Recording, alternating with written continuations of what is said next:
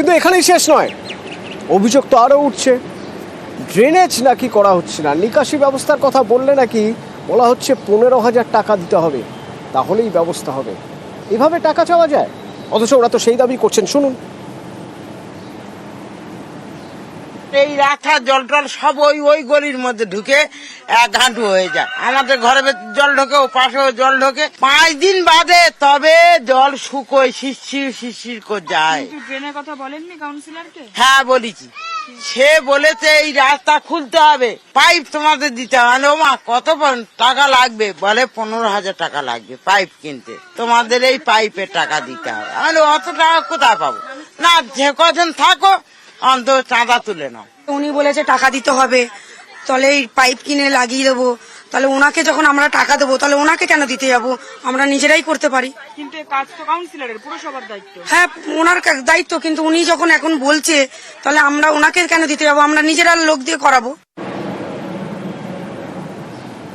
সুস্মিতা, টাকা চাওয়া যায় নাকি এভাবে?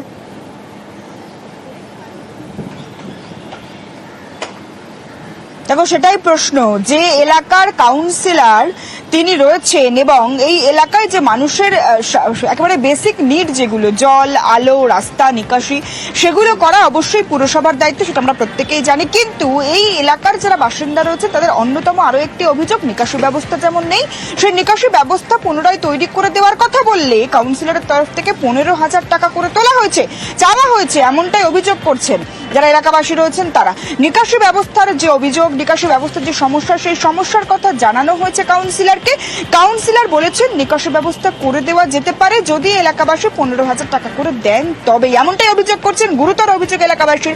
কাউন্সিলরের তরফ থেকে আজ যে আশ্বাস দেওয়া হলো যে ড্রেনেজের সমস্যা যেটা রয়েছে, নিকাশি ব্যবস্থার সমস্যা যেটা রয়েছে, সেই সমস্যা মিটিয়ে দেওয়া হবে।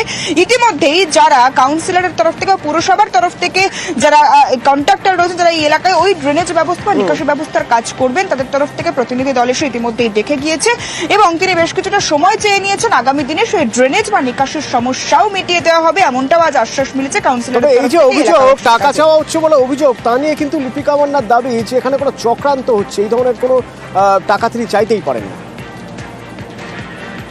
ড্রেন নিয়ে একটা সমস্যার কথা বলা হয়েছে, আপনি দেখবেন।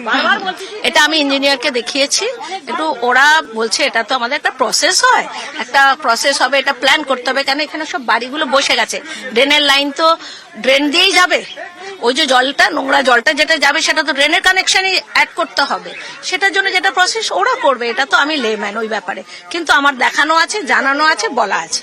কে একজন দুজন কারোর সুবিধা কারোর অসুবিধা হতেই পারে, কিন্তু সবার সুবিধা সবার অসুবিধাটাকে নিয়ে আমাদের চলতে হবে, সবার কথা ভাবতে হবে আমাকে।